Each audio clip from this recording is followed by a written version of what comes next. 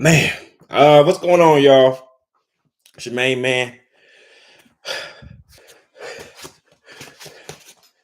the 1-2 kid, and I was walking out. I decided to approach Michael B. Jordan for a title shot, and it didn't go like I planned it. Hit me with a 1-2. The next thing I know, he was going in slow motion and hit me in the ribs. So no title shot. What's going on? It's your main man, Rick the Dawn. You already know what time it is. What's going? What's on me? I was like, Mouse. All right. Hey, so I just got out the theater, man. Look, I just watched Creed 3 and I got my opinions on it. I know nobody thought I was gonna go see the movie. I know you thought was gonna go see it, but I had to support Michael B. Jordan in his directorial debut. So it's just like I had no choice. I had to support him. You know what I'm saying? I just had to do it. But before we jump into it, this episode is brought to you by wordy.com. That is my social media site.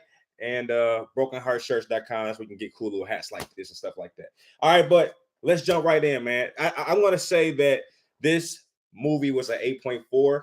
That's my opinion on it. I went to the movie theater with my wife, and she thinks, or at least told me, that the movie to her was an 8 out of 10. All right, so both of our ratings added up to be the exact same thing, and I'm going to argue that most people will see this movie as a 8 out of 10. All right, I want to talk about the obvious thing. We went to the movies, and first off, my wife never ever likes to watch movies. I'm just trying to figure out, can anybody help me understand why did my wife want to see this movie so bad? I was like, yo, you don't know anything about boxing. You can't tell, you can't name 3 Rocky characters. You can't tell me what happened in Creed 1, what happened in Creed 2. But all of a sudden you want to see this boxing movie. She talking about she a boxing enthusiast now. I'm like, you're a boxing enthusiast, huh? Okay, all right. Well, name 3 boxers. Couldn't do it. So, I was just wondering, I'm like, yo, what's up? And then when we got to the movie theater, I'm looking around the theater. It's all these women inside the movie theater. I'm like, bro, what's going on? Did they know I was showing up? Did they know I was showing up? Oh, they knew. Somebody must have told paparazzi I was going to show up in the movie theater. All them ladies. No, they wasn't there for me. So I'm just trying to figure out, well, somebody kick it with me. Holler at me in the comment section. Why was the movie so filled with women? I don't understand. I don't get it. But anyway, I'm just going to just say that I think the times are changing and women are becoming more and more boxer savvy. I think women are starting to get into the game of boxing. They're starting to get into the sweet science. And that's how you can explain it. They're starting to get into it. And I think this is the perfect time. Women empowerment, this is the best time to get into boxing, ladies. And I saw that tonight. Tons of women. And when the movie was going on, they was very engaged in the characters. They were looking at the characters. They were very, very intent. What's his name? Dame Diamond, whatever his name was. When he was on the screen, the ladies was just like paying attention. And I liked it because it showed me that women are starting to appreciate good cinema. And that's what my wife told me. She said she really appreciated all the strong and very, very powerful. She just appreciated the very bulky cinematic approach. So I said, cool, I appreciate it. Now I asked her, I was like, you want to go to the movies next week? She was like, nah, she was good. I was like, why not? Okay, whatever. You know what I'm saying? But I was just happy to see her in the movie theater. It was good. It's good to see that, y'all. It was good to see the other ladies in it. I was just like, yo, yes, this is what we need. All around the world, men have been wanting women to watch boxing. And I don't know what it was about this movie, y'all. But anyway, so let's talk about the film. I got a lot of stuff I want to talk about.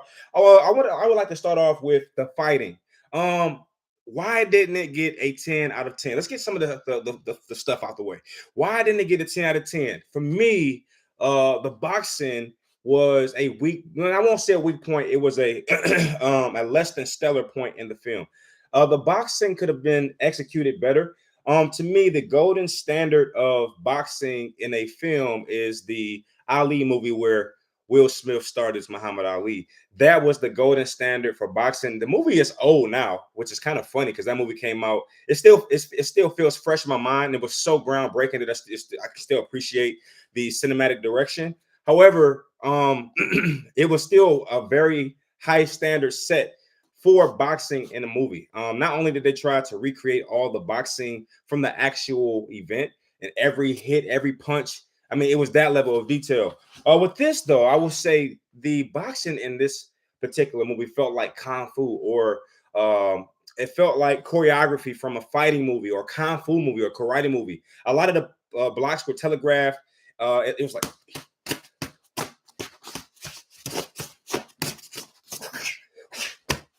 it was like that, you know what I'm saying? It's like it's just like a kung fu. Like, all they was missing was the sounds.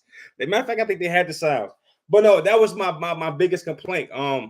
But I'm going to give them credit because there were a couple times that I was looking at my wife's eyes when the fighting was happening, and she was like, "Ooh, ooh," like she felt it was like she could feel the punches. So I think what she was reacting to was the sound design.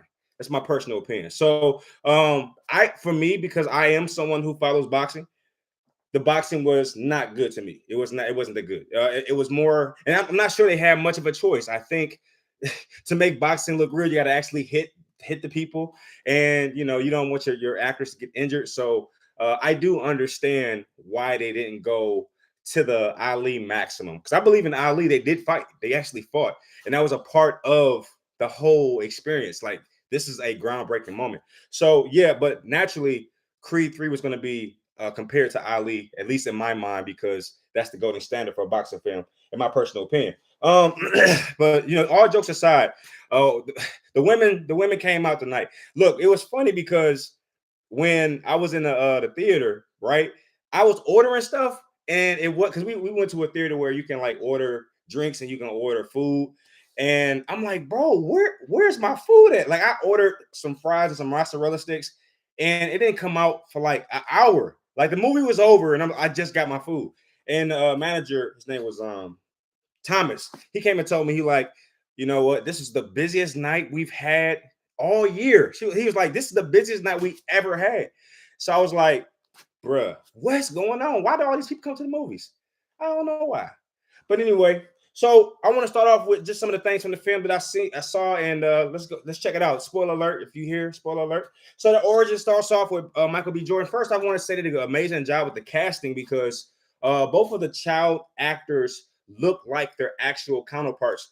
Michael B. Jordan's younger self looked like Michael B. Jordan. I mean, a little more pudgier, but it did look like Michael B. Jordan. And I can say the same thing for Jonathan Majors' character as a child. Looks just like him.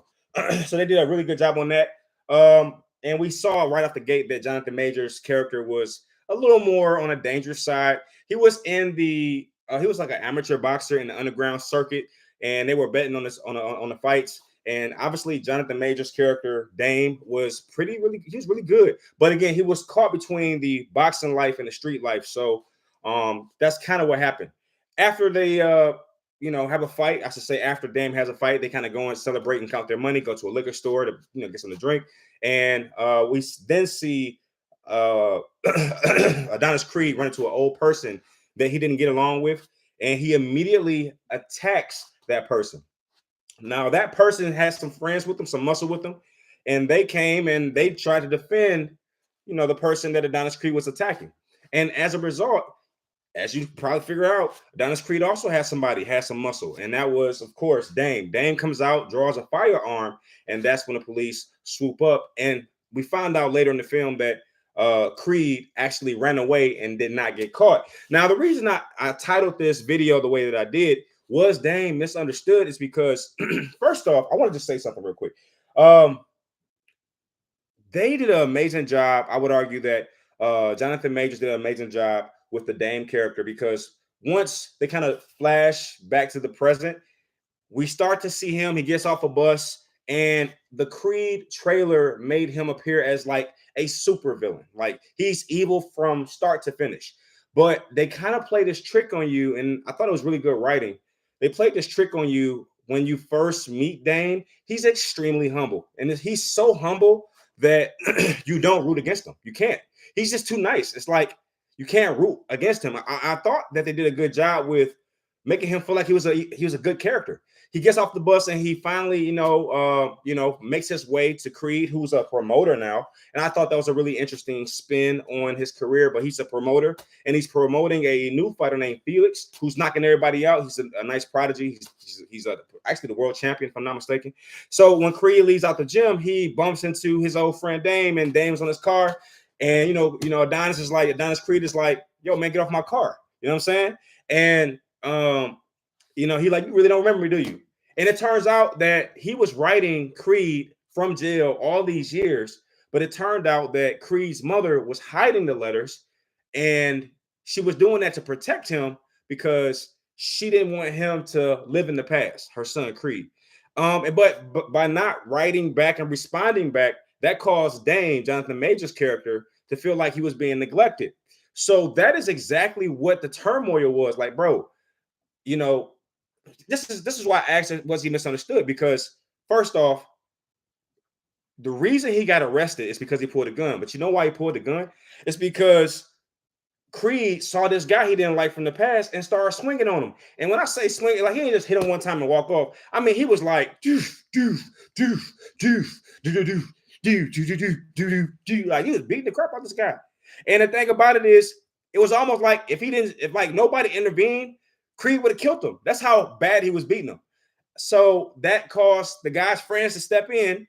And so my point is, once my man's Dane pulls out the firearm, he gets arrested. But none of that happens if Creed doesn't take off on the guy at the liquor store, right? So, so my point is, was Dane really this bad character, or was he actually wrong? And then he goes to jail and he's writing Creed, just sending him little letters or what have you.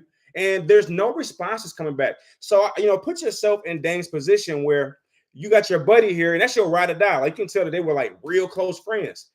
Your ride or die gets into a situation, and that situation he gets himself into almost gets him beat down because now the friends are jumping in. What you gonna do?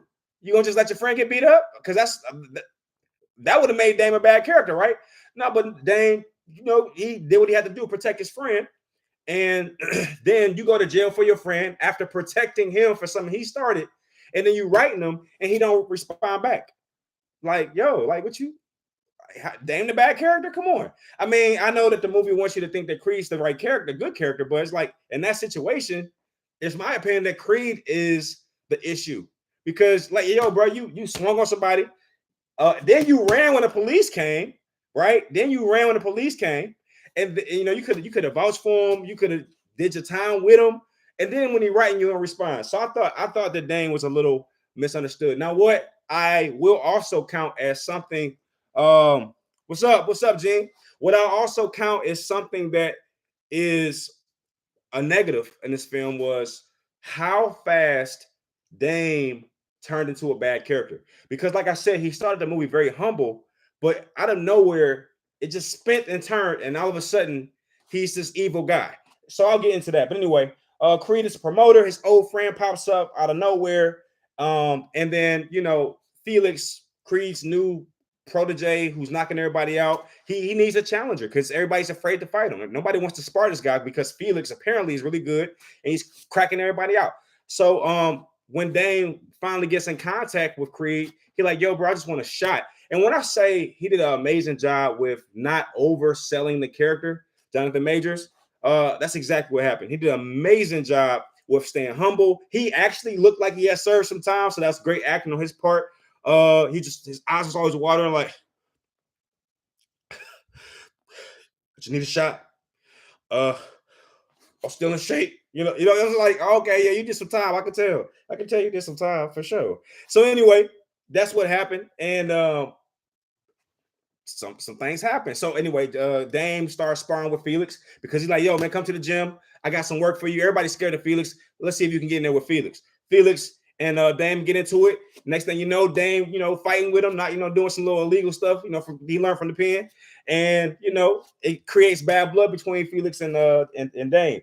But anyway, as you can probably expect, Creed started introducing Dame to his wife, his kids. Like, hey, bro, you've been gone for a while. Let me just show you around. Let me, introduce you to everybody. So that's what happened. And one of the people that Dame gets introduced to is Creed's wife. And, she's deaf in one ear. She can't do music anymore, but she's still in the game from the background. So anyway, she invites Dame to one of her music label gatherings or what have you. And when they get there, somebody attacks Felix's opponent. I think his opponent was Felix's opponent was uh what's that dude's name? I think he was the guy from the last movie, like Creed 2 or something like that. I didn't watch Creed 2, so I don't know. But he was Rocky's arch nemesis. What's the dude with the Russian cat, the Russian dude? I think he was his son. That's who Felix is gonna fight next. So anyway, somebody attacked the Russian dude's son, and that made him basically have to cancel the fight on his part. He couldn't participate in the fight. So then Creed is like, yo, Felix, I know you can't fight against the Russian dude's son, but I got somebody who can replace him. And you know what? I can let you get in the ring with Dame. Dame is itching for an opportunity. So why not give Dame a shot? Right? Great storyline. That's a great storyline. So anyway, Felix accepts. They get in the ring, and Felix is very confident because, like I said, he's been knocking everybody out. And then you got this old guy who looks like he might be 38, 39, coming to the gym. And, you know, it's like he hasn't earned anything. He's not even a pro yet. So Felix is very confident. But this was, even though I've criticized a lot of the boxing in this movie, I criticized a lot of the boxing in the movie. I will say that this was the most entertaining fight in my personal opinion. Even when you consider the fight at the end, this was the most exciting fight between Felix and Dame's character. I mean, Jonathan Major's character, Dame. The reason it was so entertaining is because we got to see Dame unleashed. We got to see all that pent up anger from being in the pen. Well, I think they say he was in there for 16 years, according to the storyline. So we got to see all that pain and hate and anger come out in the match. And I was actually thoroughly enjoying a lot of the illegal moves. Like, I know that sounds bad, but when you're watching a boxing match, you can't hear the two fighters in the ring together. You can't see the illegal things that they're throwing at the other player. So it was kind of cool to see Dame aim down at his shoulder blade to knock it out of joint, and then hit it from underneath to try to loosen it up, and then hit him with the elbow as he's throwing the punch. Because if you throw a punch, that's one hit, but that's the second hit. So it was good to see all those little, nuances in the fight game. And boy, your boy Felix took a L. Like, he took a super L by way of Dame. And as you can probably figure it out, as a result of beating Felix, Dame becomes the world champion. And this is where everything changes. Now, like I said, for me, this was a criticism of the film, or a negative of the film, because immediately Dame turns into this evil character. So anyway, Creed walks up on Dame like, hey, man, what's going on? Like, I see you tripping. Like, what's going on? And Dame is at this beach party and got all his homies around. His homies packing heat, all that. And Creed walk up on Dame like, hey, man, you tripping. And Dame just start going off like, man, you think I really need you, bro? Like, you think when I was in the pen, I needed you. You ain't reach out to me. And, when I needed a shot, I needed you. But I'm the champion, so I don't need you. And you're retired. So basically, get lost. I used you. And, he just turned into a whole different person. And I thought that maybe that character change was a little too sudden.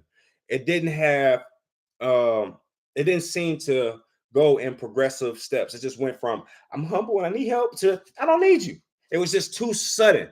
But then again, it was already a 2-hour movie. They wasn't going to make it too long. And we find out at that particular point, that's why Dame is so upset, because apparently Creed's mother has been hiding all these letters. There was some sad stuff in the film. Creed's mother passed away. That was a really sad moment for a lot of people. It wasn't for me, because the acting just looked a little. I'm not gonna say too much, y'all. I'm not gonna say a lot.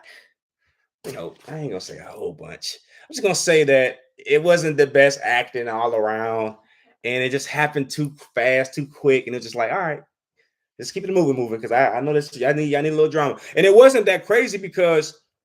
Michael B. Jordan has been in movies for a long time. People are just talking about him now. But I remember Michael B. Jordan when he was playing in Hardball, when he was like 12 years old, 10, 12 or something like that.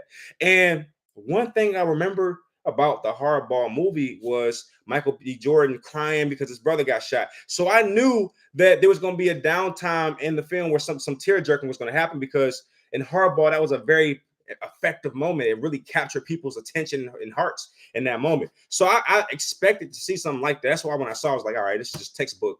And he learned well because he was, like I said, only 12 when that film happened. But anyway, your man started tripping, and I have to just say this real quick. What an amazing job on what I call it, authentic presentation. Man, this is the best part of the film. There were several times in the film where instead of feeling like I was watching a movie, it felt like I was watching TV. So your man Creed goes on ESPN with none other than Stephen A. Smith to basically announce that he's stepping back into the fight game because he feels disrespected. Because your main man Dame punched him in the face. Did I say that yet? Dame punched him in the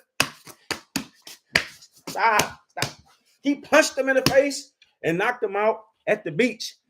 When Creed came up and asked him, like, yo, why you tripping? He was like, oh, I'm tripping. Oh, I'm tripping. He knocked him out. So that was that. And Creed didn't do nothing at the party. And I know why, because Dame's man popped up like, hey, man, you got a problem? Pull out the gun. And your main man, Dame, was like, no, I got that, homie. Took the gun from him. So maybe that's why Creed didn't trip, because if Creed would have punched Dame, they could have got some, things could have went, right? Anyway, I'm gonna stop making fun of these fight scenes. But anyway, so he goes on Stephen A. Smith's show, ESPN First Take or something like that, and he's basically announcing himself back. And then Dame calls in live, which I have never seen before. I've never seen somebody call in live on First Take. Now, I don't watch the First Take or ESPN, whatever it's called. I don't watch it, so it's possible that people do this all the time. But your main man Dame calls in live while Creed is on the show, like, hey, you a sellout. I'm about to expose you. Yeah, I know who you is. Yeah, I was there when you stole that. Yeah, when you stole the Fruity Pebbles out of Walmart, I was there. I ain't telling you. So he started exposing Creed while he was on the screen, and Creed was like, "Oh, are you trying to expose me? Oh, all right. Well, I challenge you to the championship." And what made him challenge Dame to the championship is when Dame brought up Apollo Creed. He was like, "You a seller like your daddy," and he was like my daddy. He was like, "Yeah, like your daddy." And that was like, he was like, "All right, we'll run it back." It was like that. And I really enjoyed how the fight was set up. He said something about his daddy. It was on and popping from there. And next thing you know, it's smoke. Like, all right, you talking about my daddy? It's smoke. You the champion? I challenge you. And Dane wasn't gonna back down, because like I said, he fresh out the pen. He just beat Felix, so he feeling like he untouchable. So he was gonna take that fight no matter what. So that's when the Rocky montage happens. All right. Well, we'll call it the Creed montage to be respectful. But we start seeing your main man Creed start getting back in shape. And this was another slight negative for the film, because it's like, bruh, you retired. And it's not like he just retired. He was retired for like 3 years. You've been in the actor for 3 years, and you about to knock out a guy who just knocked out the guy. Like, you really think we're gonna believe that? And that's what messed it up for me. It was like immersion breaking for me. It was like Creed has been out of the game so much so that now he's a promoter. And then the guy that is supposed to be the best fighter in the world gets knocked out by a guy that just came out of prison. And now all of a sudden, you're going to knock him out. Like, I was like, come on, bro. Come on. That's like Floyd Mayweather coming back and beating like Canelo. I mean, well, I can't see, did beat Canelo. That's why Floyd is so good. I just figured it out. That's why. Yeah, that's why he's so good. Because I was gonna say Canelo, but he already beat him. Yeah, Floyd. But anyway, the point is, I just thought that was a little. So you start seeing the Creed montage. I just thought it was a little off. But I will give credit where credit is due. You know how Rocky runs up the stairs and he's kind of doing his little. Hey, you know how you doing that, and then he kind of do his little, the little punching thing. They had the similar moment, but it wasn't in Philly. It was actually in Hollywood, California. I thought that was amazing. He was above the Hollywood symbol, a very iconic shot. I absolutely loved it. I did not talk about Creed's daughter at all because I'm trying to save it, but it turns out he has a daughter, and because her mother is slightly deaf in one ear, it turns out that was hereditary, and the daughter inherited both ears being deaf.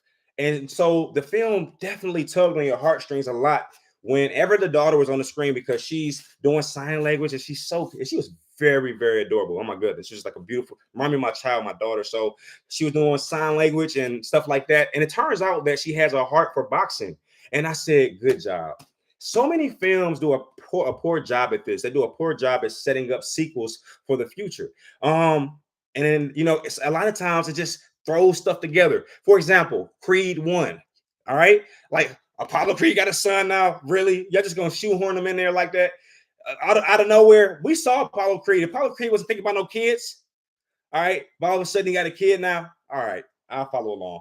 But this film played it a lot smarter. They showed the daughter, they showed her because she's deaf, so she can't communicate. But you see her always watching her father in the gym. She's watching his fights on YouTube, all that kind of stuff. So we immediately realized that she's a boxing enthusiast. And we even see her getting the fight at preschool, elementary, wherever she go. Some little girl took her little drawing that she was doing of her father, a boxing picture, a boxing artwork.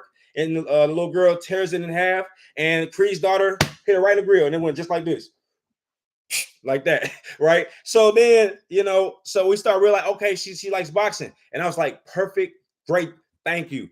This is a great setup because in 20 years, mark my words, in 20 years, it's going to be another continuation of this story. And your main man, Michael B. Jordan, is going to still be playing Adonis Creed, and he's going to have gray hairs, and he's going to look old, and it's going to be his daughter going to be the person. And it's going to be so heartwarming. It's going to win a lot of awards. It's going to be a great film. You want to know why it's going to be a great film? Because Rocky was a great film. Creed was a great film. And I don't know her name. I forgot her name. But that's going to be a great film. And I'm going to tell you why it's going to be a great film again. Because she is someone who sign languages everything. And that's going to be a huge story. Okay? That's going to be a huge story for a film. A little girl, her father, Adonis Creed, inspired her. They're going to probably kill off Creed. And she can't talk, but she overcomes her challenges and she becomes a champion. Trust me, that's what's going to happen in this next movie. It's going to probably come out. I'm going to give it 15 years. All right. So they did a good job on setting that up. But anyway, back to the authentic presentation. We finally get to the big fight between Dame and Creed because now Creed has, got a situation together. And we got to talk about this one scene in the film because even though Creed was doing a Rocky montage, hitting little stakes, the same thing happened with Dame's character. He's also doing, he's also doing like little push-ups and stuff like that. Oh my goodness, dude. So they got this one scene. Hey, if any woman saw this film, all I gotta do is this. He got two ropes in one hand. He like, like he's doing that. And like all the women was like, it's like, because they just show him like pulsate in the air. I was like, y'all just disgusting. That's what y'all is. Y'all need to go to church. What's today? Sunday. You need to go to church. All right. When a man is on ropes and hump in the air, you just stay in your chair. Hey, listen. So every woman that saw the film know exactly what I'm talking about. Say that they was definitely playing games with they knew what they were doing. They knew exactly what they were doing. And I was like, you know what? Let them have their moment, right? But I was a little upset because the film did not do a good job of putting any like anything in there for the guys. Like it was like a ladies fest. I'm like, did I go see a boxing film or did I go see Magic Mike? You know what I'm saying? You got all these guys boxing and sweating. I'm like, I'm watching there was like a couple times I'm watching my wife. I'm just looking at her like, I'm not even watching the film. I'm just looking at her like, and she like, you know what I'm saying? Just all into the movie. And I'm like, yo, what is stuff for the fellas at? Y'all like that? You know what I'm saying? But anyway, I digress. But anyway, we get to the big fight and the fight happens. And I thought they would go for the traditional Rocky thing where, Creed gets beat up most of the fight and then he gets knocked out. They did something similar. He did reach a 8 count. Once he reached the 8-9 count, and then they got up. So he did take a knockout, but it wasn't as dramatic. It felt like it had to be there for it to be tension. But no, I thought Creed held his own very well in the boxing match. He was throwing some good punches at your main man Dame. And I want to give them another big shout out because they made the fight between Creed and Dame very, very interesting. All right. It wasn't just your normal. It wasn't that the whole time. What they did was, they took them out of the ring, like, as if they were in their brains, like the people were able to go inside their minds, and they put them inside of an empty gym because this fight was so personal. like the people didn't matter. So they actually showed that from a cinematographer. Give me a minute. Cinematographer. Forget it. All right, so they showed that, and I thought that was a really good art direction to take the film. And they took it a step further by removing the ropes from the boxing ring and putting in jail cells. I was like, that's a good one. Good job. And that was because that's where Dame was coming from, came from jail, and their story, both Creed and Dame's story, revolves so much around jail that only made sense. So they did an amazing job with that type of stuff. But we all know what was going to happen. Your main man Creed took a knockout. Dame was starting to kind of take it to him. Now, I'll tell you where I thought that they might have needed to tweak some things, because we get to the 12th round and the announcer says it. The announcer says, this fight has been back and forth. He said, it's been about even. So he says that. And when he says that, as boxing fans, like, the ladies didn't give a crap. They just sitting there like the whole time. They didn't care. They don't care who was winning, who was losing. But all the guys who know boxing, when the announcer said it's about even, I'm like, we all thinking the same thing. Like, they about to do a draw. It's gonna be a draw. Or is that what they about to do? It's gonna be a draw, because they go to the 12th round and it's even. So they go to the 12th round, it's even. And then I want to say Michael B. Jordan. I think it's a draw. I'm like, they're gonna do a little draw thing where they both get knocked out. Like, they're gonna do a cop out like that. But then Michael B. Jordan gets knocked out. I'm like, oh, so he gonna lose? Right? He gonna lose. And then I was like, bro, this is the longest count I've ever had. He talking about some 1, 2,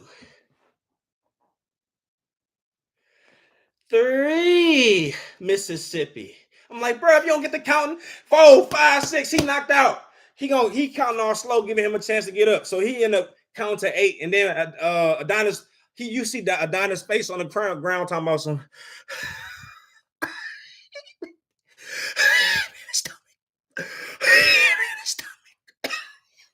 7, Mississippi. Then he like 8. Okay, here I go.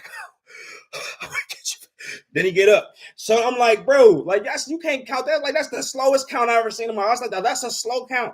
So anyway, he get to 8 finally after 80 seconds, and then Creed stands up, and then that's when Creed get busy. He started throwing these things, hitting them.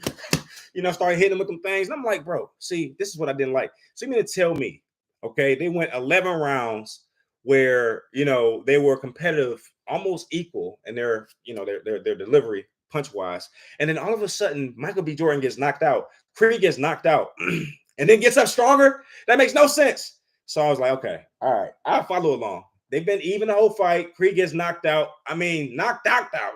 He got knocked out so bad it was an 8 count until he got up. And all of a sudden, Dame is just letting this guard go. He's showing weaknesses. Creed decides to expose those weaknesses. Like, okay, we'll follow along. So anyway, this film did one amazing thing that I like, and I've already touched on it, but they had this slow motion effect where a boxer would use that skill like, or that cat-like quickness where they can find and see in slow motion the area of their opponent's body that's exposed. So we were looking for that the entire time, right? Because we got conditioned to look for it in the earlier fights. So Creed does this amazing thing. He just starts to load up on Jonathan Major's character, Dame, with punches. So basically the screen is doing like this. So he's loading up on it right like this, right? And then Dame is doing like this. He's trying to block the fight, block the punches. And then he does this.